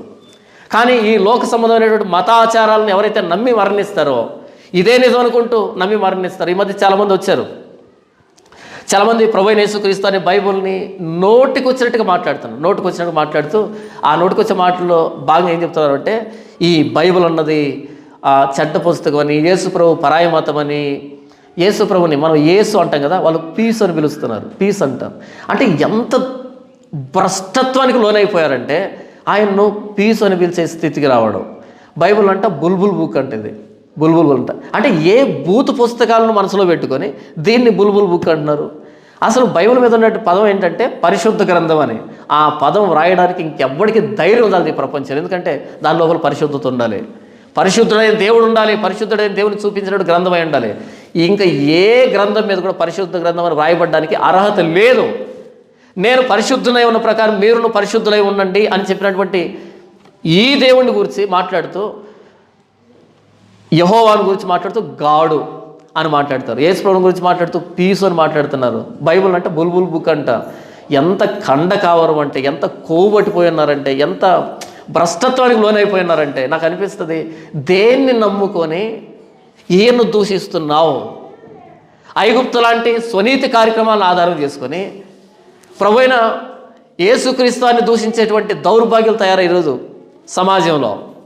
ఎవరిని నమ్ముకొని ఈయన్ను దూషిస్తున్నావు? ఆ రోజు సన్హెరీబు వచ్చి కేకలేసాడు హిజ్కియా మీద. హిజ్కియా ప్రార్థన చేస్తే అప్పుడు దేవుడు యెషయా ద్వారా చెప్తున్నాడు, ఎవరిని నమ్ముకొని నా మీద రంకెలు వేస్తున్నావు? నీవు రంకెలు వేయడం, లోపలికి రావడం, బయటికి వెళ్ళడం నా చెవిలో వినబడుతూ ఉంది అని చెప్పాడు. తనను ఇంటికి మళ్ళించాడు. ఇంటికి వెళ్ళి తన దేవుడి గుడిలో మొక్కుతూ ఉంటే తన ఇద్దరు బిడ్డలు పొడిచి చంపారు. బిడ్డల చేతిలో తెచ్చాడు సన్హెరీబు. ఏంటి ఈరోజు పరిస్థితి అంటే, ఐగుప్తు లాంటి రెల్లు కర్రను నమ్ముకొని యూదులు సిగ్గుపడినట్టుగా ఈరోజు బొమ్మలను నమ్ముకొని, బూతు పుస్తకాలను నమ్ముకొని, బూతు మతాలను నమ్ముకొని ప్రభువైన యేసుక్రీస్తు వారిని పీసు అనేటువంటి దౌర్భాగ్యులు, ఖండకావరం కలిగిన వాళ్ళంతా వచ్చారు. ఈరోజు సిగ్గుపడతారు. ఆ రోజు తామారు నెత్తిన చేతులు పెట్టుకొని ఏడ్చినట్టుగా ఏడ్చే రోజు వస్తుంది. నాశనానికి అప్పగించబడతారు. సిలువను గూర్చిన వార్త నశించుతున్న వారికి వెర్రితనం. సిలువను గూర్చిన వార్త నశించుతున్న వారికి వెర్రితనం. యెహోవానంట గాడు. అసలు ఏమనుకుంటున్నారు? సాయంకాలం అయితే తాక్కుపోతే నిద్రపట్టినటువంటి తాగుడుబోతులందరూ కలిసి యెహోవాను గాడు అనే స్థితికి వచ్చారు. సైన్యములకు అధిపతి అయిన యెహోవా. ఈరోజు తాగినట్టు తిన్నట్టు కాదు, రేపు ఒకనొకరు వచ్చినప్పుడు ఆయన ఉగ్రత నుంచి తప్పించగలిగేది ఎవడు? ఆయన ఉగ్రత నుంచి మనం తప్పించగలిగేవాడు ఎవడు? మనం ఎంత, మన ప్రాణం ఎంత, మన సామర్థ్యం ఎంత? దేవుణ్ణి అనేటువంటి స్థితి. సరే దేవుణ్ణి అంటున్నావు, ఇంతకీ నీ ధర్మంలో ఎవరైనా ఉన్నారా? అన్ని బొమ్మలే కదా, అన్ని విగ్రహాలే కదా. నిర్జీవమైనటువంటి పద్ధతులు, నిర్జీవమైనటువంటి మత వ్యవస్థను పెట్టుకొని సజీవుడైన దేవుడి మీద రంకెలు వేయడానికి ఎంత ధైర్యం కావాలి? యెహోవాను గాడు అనే స్థితి ఈరోజు సమాజంలో చూస్తున్నాం. యేసు ప్రభుని నోటుకొచ్చినట్టు మాట్లాడడం, బైబిల్ నోటుకొచ్చినట్టు మాట్లాడడం, ఐగుప్తును ఆధారం చేసుకుని యూదులు సిగ్గుపడినట్టుగా దానికంటే దారుణమైన సిగ్గుని అనుభవించాలి. వీళ్ళు బ్రతికున్నప్పుడు అనుభవిస్తారు, చచ్చిన తర్వాత అనుభవిస్తారు. దేవుడు ముందుగానే ప్రకటిస్తున్నాడు సువార్తని మన ప్రపంచ వీధుల్లో. ఎందుకనంటే మీరు మీ స్వనీతి కార్యాలను ఆధారం చేసుకొని బ్రతుకుతున్నారు కదా, మీ స్వనీతి మిమ్మల్ని రక్షించదు, నా దగ్గరికి రండి, నేను మీకు రక్షణ అనుగ్రహిస్తాను. ఎందుకంటే ప్రభువైన యేసుక్రీస్తు వరంగా అనుగ్రహించబడ్డాడు. ఆ సమరయ స్త్రీ ఎవరు అంటే 5 మందితో కాపురం చేసింది, ఇంకో వ్యక్తి కోసం ఎదురు చూస్తూ ఉంది. అలాంటి చెడిపోయినటువంటి స్త్రీ దగ్గరికి వెళ్ళి, అమ్మ దేవుని వరం నిన్ను నీళ్ళు అడుగుతుంది దాహానికి. నిన్ను అడుగుతున్నది ఎవరు దాహానికి నీళ్ళు? దేవుని వరం, దేవుడి లోకానికి ఇచ్చిన వరం ప్రభువైన యేసుక్రీస్తు వారు. ఎందుకంటే మన స్వనీతి కార్యాలతో మన పుణ్యకార్యాలతో పరలోకానికి వెళ్ళలేం, దేవుని దగ్గరికి వెళ్ళలేం. అలాంటి మనల్ని దేవుడు తన దగ్గరికి తీసుకోవడానికి వరంగా అనుగ్రహించాడు. ఆ రోజు ఐగుప్తుని ఎలాగైతే జీతంగా అనుగ్రహించాడు బబులోనికి, అలా ప్రభువైన యేసుక్రీస్తును వరంగా దేవుని గొర్రెపిల్లగా ఈ లోకానికి అనుగ్రహిస్తే ఆ ప్రభువైన యేసుక్రీస్తు వారి మీద తిరగబడుతున్నారు అంటే, అవమానిస్తున్నారు అంటే ఎంత నాశనానికి నిర్ణయించబడినటువంటి జాతి, ఎంత నాశనానికి నిర్ణయించబడినటువంటి జీవితాలు అవి, జన్మలవి. నాకు తెలిసి అలాంటి వాళ్ళు పుట్టకుండా ఉంటేనే చాలా బాగుండు.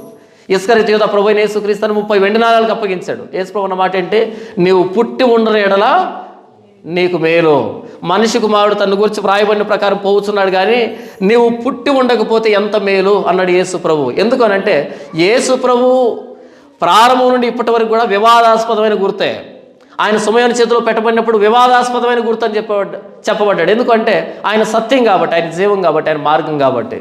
ప్రభువైన యేసుక్రీస్తు ఈ ప్రపంచంలో ఉన్నటువంటి అందరిలాంటి భ్రష్టుడై ఉంటే, పాపాత్ముడై ఉంటే మిగిలిన పాప ప్రపంచం కూడా ఆయన హక్కును చేర్చుకుండేది మనలాంటోడే అని. కానీ ప్రభువైన యేసుక్రీస్తు ఆయన మార్గం, సత్యం, జీవం కాబట్టి, ఆయన వెలుగు కాబట్టి ఈ చీకటి ప్రపంచం, అబద్ధాలు బ్రతుకుతున్న ప్రపంచం, అస్తవ్యస్తమైనటువంటి జీవితాలు బ్రతుకుతున్నటువంటి ఈ ప్రపంచానికి యేసుప్రభు నచ్చడు. కాబట్టి యేసుప్రభు ఎప్పటి నుంచో వివాదాస్పదమైన గురితే. ఆయనకు వివాదాలు కొత్త కాదు, ఆయన అనేవాళ్ళు కొత్త కాదు, కానీ అంటున్న వాడికి బతుకు లేదు, భవిష్యత్తు లేదు. ఎవడి వలన మనిషి కుమారుడు అప్పగించబడుతున్నాడు వానికి శ్రమ, వాడు పుట్టి ఉండకపోతే వాడికి మేలు. క్రైస్తవ్యానికి దోషణలు కొత్త కాదు, క్రైస్తవ్యానికి కేసులు కొత్త కాదు, క్రైస్తవ్యానికి బూతులు కొత్త కాదు, క్రైస్తవ్యాన్ని శ్రమలు పాలు చేయడం క్రైస్తవానికి కొత్త కాదు. ఎందుకంటే ప్రారంభం నుండి క్రైస్తవం వచ్చింది, శ్రమలో నుండి వచ్చింది, ప్రతికూలతలో నుండి వచ్చింది. ఎందుకంటే ఇది సత్యం కాబట్టి. కానీ ఎవడైతే చరిత్రలో ఆ సత్యానికి అడ్డు తగులుతూ వచ్చాడో ప్రతి వాడు నాశమవుతూ వచ్చాడు. యేసు ప్రభు పుట్టినప్పుడు ఆయన చంపడానికి ప్రయత్నం చేసినట్టు హేరోదు ఉన్నాడే, పురుగులు పట్టి చచ్చాడు. ఇలాంటి చరిత్ర మనం కోకొలను చూస్తాం చరిత్రలో. ఈ రోజు కూడా ప్రభువైన యేసుక్రీస్తు వారిని దేవుని గొర్రెపిల్లగా ఈ లోకానికి అనుగ్రహించబడినటువంటి దేవుని వరమైన ప్రభువైన యేసుక్రీస్తు వారిని కాదనుకుంటున్నారు అంటే ఎవరిని ఆధారం చేసుకొని, ఎవరిని నమ్ముకొని, నిర్జీవమైన మృతమైనటువంటి నమ్మకాలు, మృతమైనటువంటి మూఢ నమ్మకాలను ఆధారం చేసుకొని ఈరోజు ప్రభువైన యేసుక్రీస్తు వారిని కాదనుకుంటున్నటువంటి వ్యక్తులు. సరే, కాదనుకున్నారు, కానీ యేసు ప్రభువును బూతులు మాట్లాడేటువంటి పరిస్థితి. ఆ రోజు యెహెజ్కేలు చాలా స్పష్టంగా చెప్పాడు, ఓ యూదులారా, ఐగుప్తును ఆశ్రయిస్తున్నారా, అది రెల్లు కర్ర విరిగిపోతుంది, పక్కలో గుచ్చుకుంటుంది, నడు విరిగిపోతుందని. యెహెజ్కేలు మాట వినలే, సర్వనాశనం అయ్యారు. 70 సంవత్సరాలు చెరలోకి వెళ్ళారు. 70 సంవత్సరాల తర్వాతైనా చెర నుంచి తిరిగి వచ్చారనే ఒక నిరీక్షణ ఉంది వాళ్ళకి. అయితే ఎవరైతే ప్రభువైన యేసుక్రీస్తుని వద్దనుకుంటారో వాళ్ళు నిత్యనాశనం అని బైబిల్లో రాయబడింది. మీరు సర్వలోకానికి వెళ్ళి సర్వ సృష్టికి సువార్త ప్రకటించండి. నమ్మి బాప్తీసం పొందిన వాడు రక్షింపబడతాడు, నమ్మని వానికి శిక్ష విధించబడుతుంది. అక్కడ పురుగు చావదు, అగ్ని ఆరదు. ఐగుప్తు లాంటి స్వనీతి కార్యాలను ఆధారం చేసుకొని ప్రభువైన యేసుక్రీస్తు వారి ఉచితమైన నీతిని కాలదనుకుంటున్నటువంటి ఖండకావరం కలిగినటువంటి వ్యక్తులు ఈరోజు తయారయ్యారు సమాజంలో. ఆ రోజు ఇశ్రాయేలు కొమ్ము చిగురింపజేస్తాను, ఆ రోజు భయపడకుండా ధైర్యంగా మాట్లాడేట్టుగా చేస్తాను నేను నిన్న దేవుడు వాగ్దానం చేశాడు. ఐగుప్తు పతనంలో యూదుల పతనం ఉంది, ఐగుప్తు నాశనంలో యూదుల నాశనం ఉంది, ఐగుప్తు అవమానంలో యూదుల అవమానం ఉంది. అయితే ప్రభువైన యేసుక్రీస్తు శిలువలో మన గౌరవం ఉంది. యేసుప్రభు శిలువలో యేసుప్రభుకి అవమానం ఉంది, ఆయన అంగీకరించే మనకి గౌరవం ఉంది. యేసుప్రభు శిలువలో యేసుప్రభుకు శ్రమ ఉంది, మనకు క్షేమం ఉంది. యేసుప్రభు అప్పగించబడ్డాడు, మనం తప్పించబడ్డాం. ఐగుప్తును ఆధారం చేసుకున్న యోధ జాతి సిగ్గుపడింది, ప్రభువైన యేసుక్రీస్తుని ఆశ్రయించిన మనం సిగ్గుపరచబడము. యేసు ప్రభువును కాదనుకుంటున్న వాళ్ళు ఇప్పుడు గౌరవంగా బ్రతికినట్టు కనబడతారేమో, రేపు సిగ్గుపరచబడతారు. యేసు ప్రభువును అంగీకరించడం మనకు సిగ్గు లేదు, సిగ్గుపడనక్కరే లేని జీవితాలు మనవి. యేసుప్రభు అంటాడు కదా, వ్యభిచారమును పాపము చేయి ఈ తరం వారిలో నన్ను గురించి నా మాటల గురించి ఎవరైతే సిగ్గుపడతాడో రేపు పరిశుద్ధమైన దేవదూతలతో దేవుని దూతలతో నేను వచ్చినప్పుడు వారిని గురించి నేను సిగ్గుపడతానండి యేసుప్రభు మాటలు చెప్పడానికి మనం సిగ్గుపడాల్సిన అక్కర్లే. ఎందుకంటే పాపం చేస్తున్న వాళ్ళు సిగ్గుపడాలి. పాపం క్షమించే ప్రభువైన యేసుక్రీస్తును ప్రకటించే మనం సిగ్గుపడాల్సిన అక్కర్లేదు. దేవుడు ఐగుప్తుని కూలిగా అప్పగించాడు బబులోనీయులకి. దాన్ని ఆధారం చేసుకున్నారు యూదులు. ఈరోజు నిత్య నాశనానికి నిర్ణయించబడిన వాళ్ళందరినీ ఆధారం చేసుకొని వాళ్ళని నమ్మి ప్రభువైన యేసుక్రీస్తుని కాదనుకుంటున్నటువంటి సమాజం. మన భారతదేశ వీధుల్లోకి వెళ్తే ఇప్పుడు పరిస్థితులు మారిపోయాయి. మా వీధిలో సువార్త చెప్పకండి, అన్ని మత ప్రచారం నిషిద్ధం, అన్ని మతాన్ని ప్రకటించకండి అనేటువంటి వాళ్ళు వచ్చారు. ఎవరిని ఆధారం చేసుకొని? ఎవరో కొంతమంది దౌర్భాగ్యులు మూర్ఖులను ఆధారం చేసుకొని వాళ్ళకి యేసుప్రభు అర్థం కాలే, వీళ్ళకి యేసుప్రభు అర్థం కాలే. యేసుప్రభు మన వీధుల్లో ప్రకటించబడకపోతే నష్టం, తీరని నష్టం, నిత్యనాశనం, నిత్య నరకం. ఐగుప్తును ఆధారం చేసుకొని యోదయ దేశం సిగ్గుపడినట్టుగా ఎవరైతే ఈ యేసుప్రభు నోటుకొచ్చిన మాట్లాడుతున్నారో వీళ్ళు నాశనానికి అప్పగించబడిన వాళ్ళు, నాశనానికి నిర్ణయించబడిన వాళ్ళు. ఇలా నాశనానికి నిర్ణయించబడిన వాళ్ళను ఆధారం చేసుకొని ఈరోజు యేసుప్రభుని కాదనుకుంటున్నటువంటి మన భారతదేశం, ప్రపంచ దేశాలు. ఐగుప్తును అప్పగించేశాడు కూలిగా. ఈరోజు ఎవరైతే యేసుప్రభు మీద రంకెలు వేస్తున్నారో వాళ్ళని అప్పగించేశాడు నాశనానికి. అలా నాశనానికి అప్పగించబడిన వాళ్ళు ఆధారం చేసుకొని వీళ్ళు కూడా నాశనం అవుతున్నటువంటి వ్యక్తులు. ఆలోచించండి. యేసు ప్రభువుని గూర్చి విశ్వాసం ఉంచినవాడు, యేసు ప్రభువుని నమ్ముకున్నవాడు ఎప్పుడూ ఎక్కడ సిగ్గుపరచబడలేదు, సిగ్గుపరచబడు. ఈ నిరీక్షణ మనల్ని సిగ్గుపరచదు. కానీ మన స్వనీతి కార్యాల మీద నమ్మకం పెట్టుకుంటే సిగ్గుపరచబడతాం. నాకై నేను దేవుని దగ్గరికి వెళ్ళాలంటే సిగ్గుపరచబడతాను. చనిపోయినప్పుడు నేను చేసిన భక్తి కాదని, నాకు నీతి లేదని, నేను మంచోని కాదని బట్టబయలవుతుంది. ఆయన ముఖ కాంతిలో మన రహస్య పాపాలన్నీ కనబడతాయి. అయితే ప్రభువైన యేసుక్రీస్తులో విశ్వాసం ఉంచి మరణిస్తే మనం ఉచితంగా నీతిమంతులమే, పరిశుద్ధులే. మనల్ని మనమే ఆశ్చర్యపోతాం. ప్రభువా, ఇంతటి పాపికి ఇలాంటి భాగ్యం పరలోకాన్ని ఇచ్చావా కేవలం ప్రభువైన యేసుక్రీస్తుని బట్టి అని ఆశ్చర్యపోతాం మనం. ఎందుకని యేసుప్రభుని ధరించాం కాబట్టి, యేసుప్రభులో రక్షణ పొందాం కాబట్టి. అయితే బయట ప్రపంచం మీరు ఒకసారి చూడండి, వాళ్ళు కానీ వాళ్ళ పద్ధతులు కానీ వాళ్ళ ఆచారాలు కానీ వాళ్ళ విధి విధానాలు కానీ ఎంత నియమనిష్టంగా ఆచరిస్తారు. ఎలాగైతే బబులోను రాజు ఎంత ఆయాసపడి పని చేసినా సరే తూర్లో జీతం లభించలేదో, అలా ఈరోజు బయట యేసుప్రభుకి బయట ఎంత ఆయాసపడి మతాలను అభ్యసించినా అవలంబించినా సరే జీతం దొరకదు, కూలి దొరకదు. ప్రభువైన యేసుక్రీస్తులో సమృద్ధైన జీతం ఉంది, సమృద్ధైన జీవం ఉంది. ఇక్కడ ఆయాసపడాల్సిన అక్కర్లే. సమృద్ధైన జీవం ఆయన అంగీకరిస్తే చాలు, సమృద్ధైన నిత్య జీవాన్ని ప్రభువైన యేసుక్రీస్తు ఇవ్వడానికి సిద్ధంగా ఉన్నాడు. తూరు లాంటి నిష్ప్రయోజనమైన మతాలను ఎంతసేపు ఆశ్రయించినా, దాని మీద ఎంత ప్రయాసపడినా, ఎంత నియమనిష్టలు పాటించినా సరే మనకు అవి రక్షణ ఇవ్వలేవు. తాత్కాలిక ఉపశమనాన్ని, తాత్కాలిక భ్రమను పుట్టించడం తప్ప శాశ్వతమైన జీవాన్ని ఇవ్వలేవు. అయితే ప్రభువైన యేసుక్రీస్తు దగ్గరికి వస్తే శాశ్వతమైన నిత్య జీవం, సమృద్ధైనటువంటి జీవం ప్రభువైన యేసుక్రీస్తు వారిలో. నా మట్టుకు నేను ఈ ప్రభువైన యేసుక్రీస్తుని అంగీకరించాను. అలాంటి భాగ్యాన్ని దేవుడు నాకు అనుగ్రహించాడు. ఐగుప్తు లాంటి నిష్ప్రయోజనమైనటువంటి పద్ధతుల్లో నుంచి ప్రభువైన యేసుక్రీస్తు అనే నిత్య జీవితంలో నన్ను దేవుడు తీసుకొని వచ్చాడు. అందుకు నేను ధన్యుడిని, మీరు కూడా ధన్యులు. ఈరోజు ఎవరైతే ప్రభువైన యేసుక్రీస్తు శిలువను వ్యతిరేకిస్తున్నారో నిత్య నాశనానికి నిర్ణయించబడిన వాళ్ళు. ఆ రోజు యెహెజ్కేలు భయపడుతూనే ప్రకటించాడు. ఈరోజు మనం కూడా ముళ్ళ తుప్పలు లాంటి, బ్రహ్మదండి చెట్లు లాంటి ఈ సమాజంలో భయపడుతూనే ప్రకటించాలి. ఎందుకంటే దేవుడు మనకి ఇచ్చినటువంటి బాధ్యత అది. మీరు సర్వలోకానికి వెళ్ళి సర్వ సృష్టికి సువార్త ప్రకటించండి అని. మనం ఈరోజు ధైర్యంగా, ఈరోజు భయంగా ప్రకటించవచ్చు. ఒకనొక రోజు ధైర్యంగా ప్రకటించేటువంటి రోజు కూడా రాబోతూ ఉంది. దేవుడు ఐగుప్తుని జీతంగా అప్పగించాడు. దేవుడు ఈరోజు ప్రభువైన యేసుక్రీస్తుని ఎవరైతే వ్యతిరేకిస్తున్నారో వాళ్ళని నిత్య నాశనానికి అప్పగించేశాడు. అలాంటి దౌర్భాగ్యుల మాట వినే సమాజం కూడా నాశనానికి వెళ్ళిపోతుంది. అయితే అలాంటి దౌర్భాగ్యుల మాట విని చెదరకుండా, కలవరపడకుండా వాక్యంలో స్థిరంగా నాటుకుపోయేటువంటి స్థితి లేఖనాల ద్వారా దేవుడు మనకు అనుగ్రహించాడు. అందును బట్టి దేవునికి స్తోత్రం.